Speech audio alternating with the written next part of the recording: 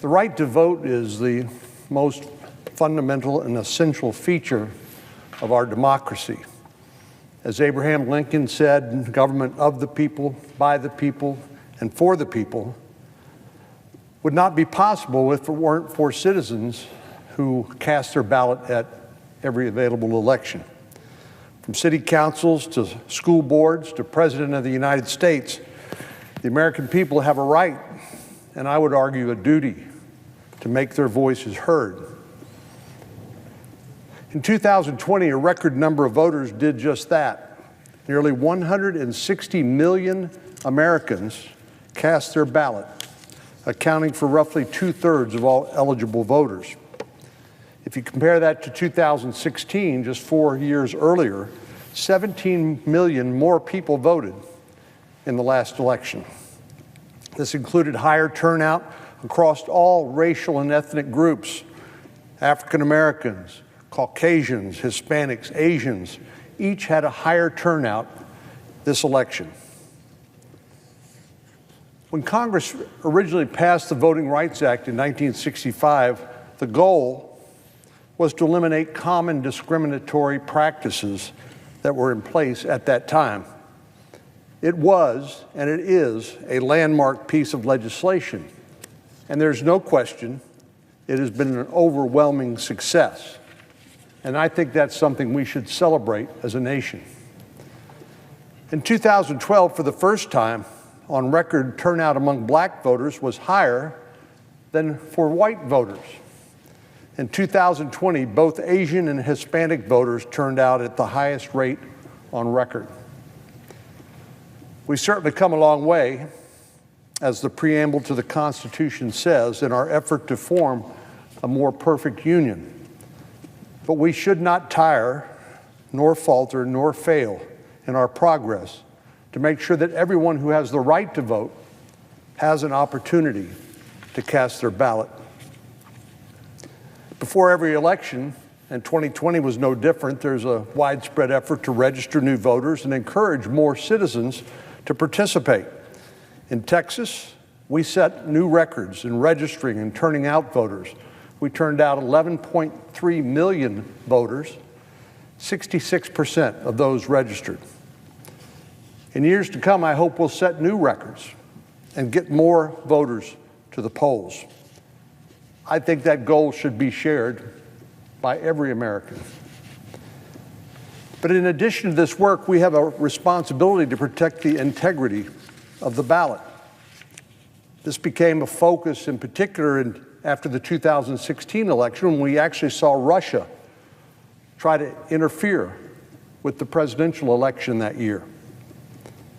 In response, Congress provided hundreds of millions of dollars to shore up state election security measures and to help local officials safeguard future elections.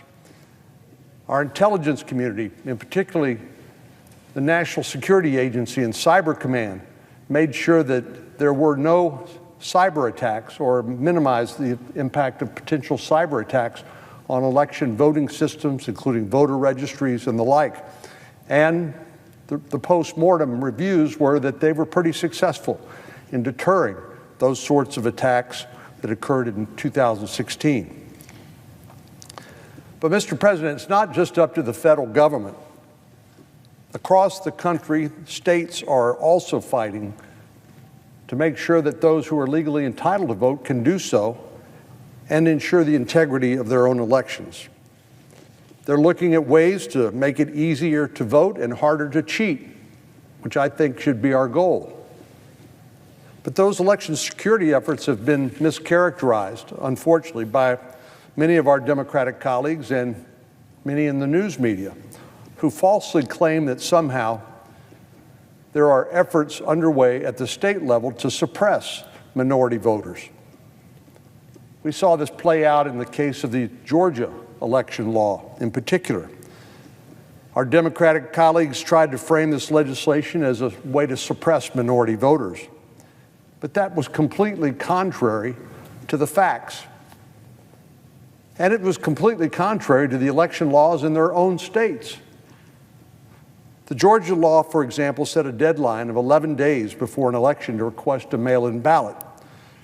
In the home state of the Democratic leader, Senator Schumer, New York, voters only get a week. 11 days in Georgia, a week in New York. And in New York, you have to give a reason for voting absentee. In Georgia, under the proposed changes to the state election law, you don't even have to give a reason to vote absentee. Georgia also expanded early in-person voting to 17 days. In Massachusetts, represented by two of our Democratic colleagues, early voting lasts only 11 days.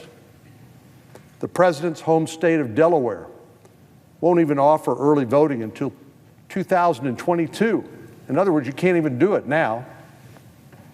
And it won't be available in 2022, and even then, voters will have only 10 days. Well, I think this demonstrates the hypocrisy of some of the debate that we're hearing and seeing. In New Jersey, represented by two Democratic senators and a Democratic governor, New Jersey recently passed a law that expanded in-person voting to 9 days. As a reminder, Georgia just expanded theirs to 17 days. But the New Jersey governor had the temerity to criticize Georgia for restricting the right of Georgians to vote when it's more expansive than the voting laws in his own state. We've heard similar lines of attack from many across the aisle who falsely tried to brand this law as a form of voter suppression. Once you play the race card, it's hard for people to think clearly because it tugs at our emotions. It tugs at our collective, frankly, guilt emanating from the earliest days of our country that we've come a long way to try to rectify. But here's the bottom line. Each state has the authority to determine the, quote, times, places, and manner of holding elections, close quote. Where does that come from? Well, that's Article 1 of the Constitution of the United States of America. But our Democratic colleagues insist on pushing for a one-size-fits-all mandate that turns federalism, including the Constitution itself, on its head. Senator Schumer, the senator from New York, has said that this month the Senate will vote on a bill called S1, which is the Democrats' effort to commandeer control of elections from the states. The bill is so radical that members of his own party have lined up against it. And it's easy on superficial inspection to see why. In order to vote in person, 36 states require some form of voter identification. That was the recommendation of the commission that former President Carter participated in, along with James Baker III, prominent president, a Democrat, and a Republican. They made a recommendation for voter ID, but this proposal, S1, would eliminate it. In my state, Texas, there are several options to present voter identification. You can present a driver's license, a passport, a military ID, a citizenship certificate, and you can get, if you don't have any of those, you can get another one issued by the state at zero cost. Those all work.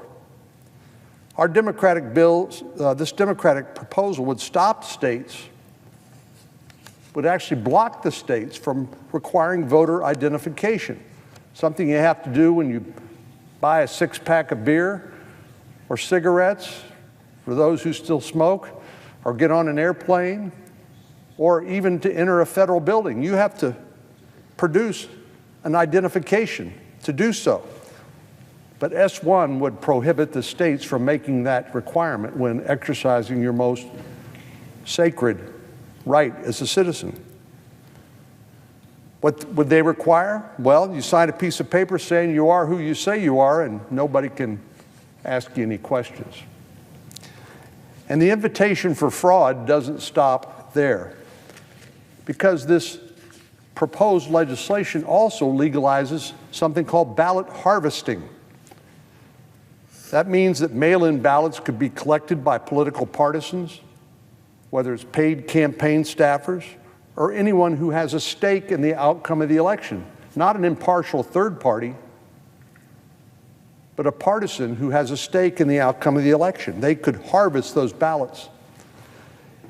It goes so far as to specify that the states, quote, may not put any limit on how many voted and sealed absentee ballots any designated person can return. So there are no limits on how many ballots a political operative could harvest and turn in and count in the election. Well, it doesn't take a rocket scientist to figure out how this can go wrong. Maybe the ballots get turned in with thousands of others. Maybe some of the ballots are altered. Maybe some are falsified. Maybe some end up in the trash. It's tough to know exactly what might happen. S1, this federal commandeering of state-run elections, is rife with opportunities for fraud. It mandates things like automatic voter registration and drop box ballot for ballots, while making it more difficult for the states to maintain accurate voter lists. It would even go so far as to make it harder for the states to remove dead voters from their rolls.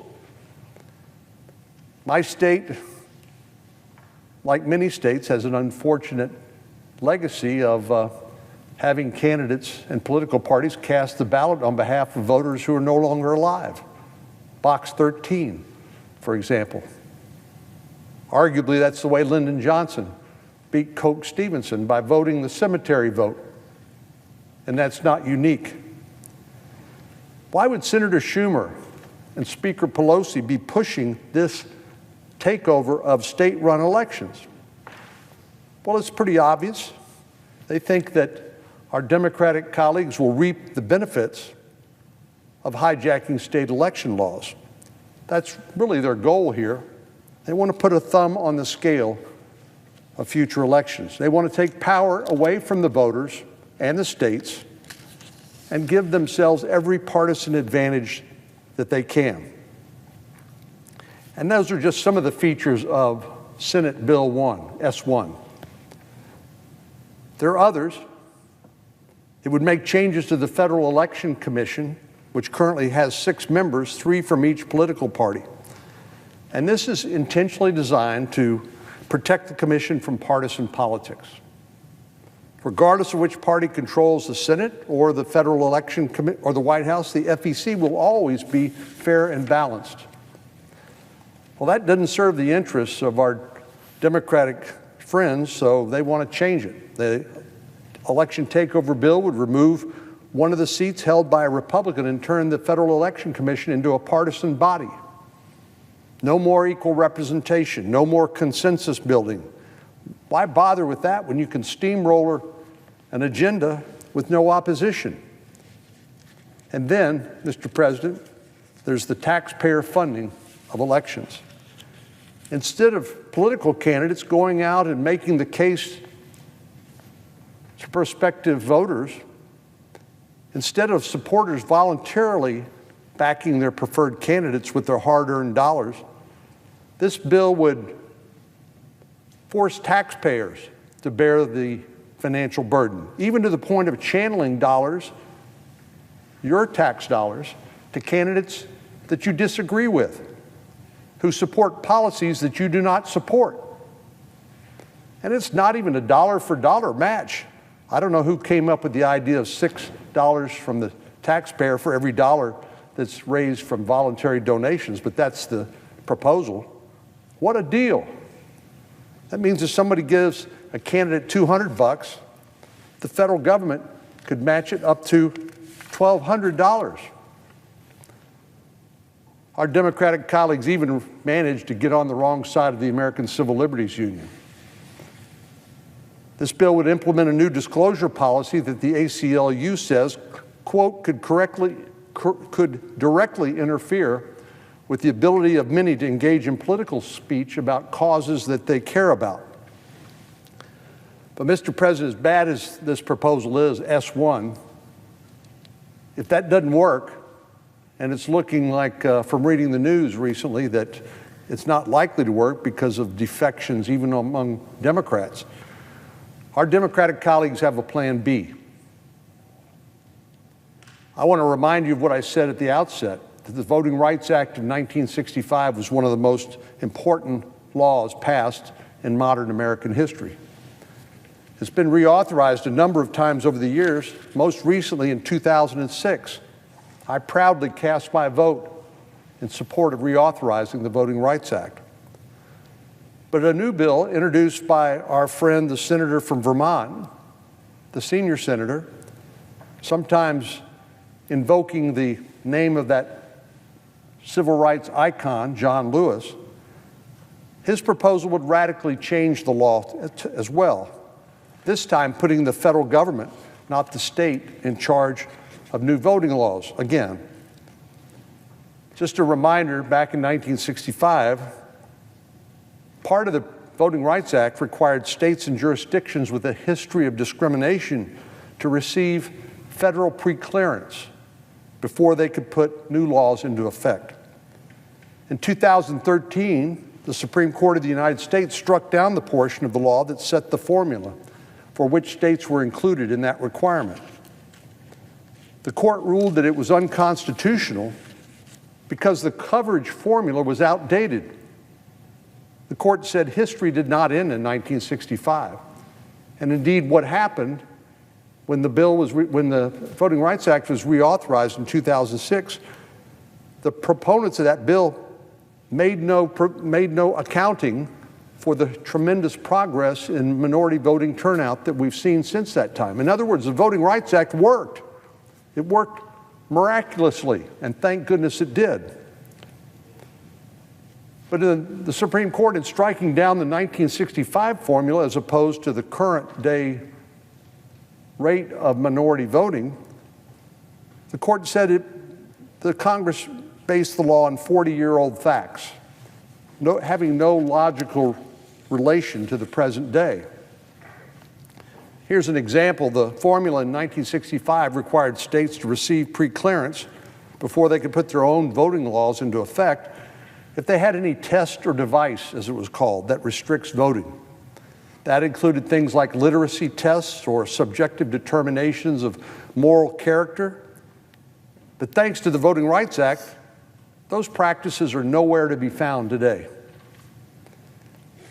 The bill introduced by Senator Leahy, the senior senator from Vermont, would change the formula with language so broad that virtually every state in the union and every local jurisdiction would have to get their election laws pre-cleared by the Biden Justice Department before they could put them into effect. The trigger for that is a vague number of voting rights violations that wouldn't even require a finding of intentional discrimination. Nevertheless, these state and local governments would be required to get the sign-off of partisan bureaucrats at the Department of Justice to exercise their own constitutional authority. I think it's important to keep in mind that the framers of the Constitution wanted the states to chart their own course in elections, not Washington bureaucrats. To quote the Supreme Court of the United States, the framers of the Constitution intended the states to keep for themselves, as provided under the 10th Amendment to the Constitution, the power to regulate elections. Yet in any instance where your local election official wanted to make a common sense change in the way that your elections were actually carried out, you'd have to ask, Mother May I, to the Department of Justice.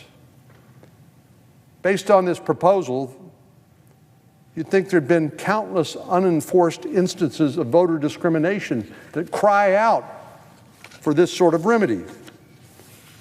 But you'd be wrong. The Department of Justice already has authority under Section 2 of the Voting Rights Act to prohibit discrimination on the basis of race, color, or membership in a language minority group. During the entire 8 years of the Obama The Obama Justice Department, they filed only 4 enforcement cases in the whole United States under Section 2, 4. So the narrative of widespread voter suppression is nothing but a propaganda tactic designed to support a political outcome. The push for a federal takeover of elections is not about voter suppression at all. It's about unconstitutionally seizing power and never letting go. Mr. President, I yield the floor.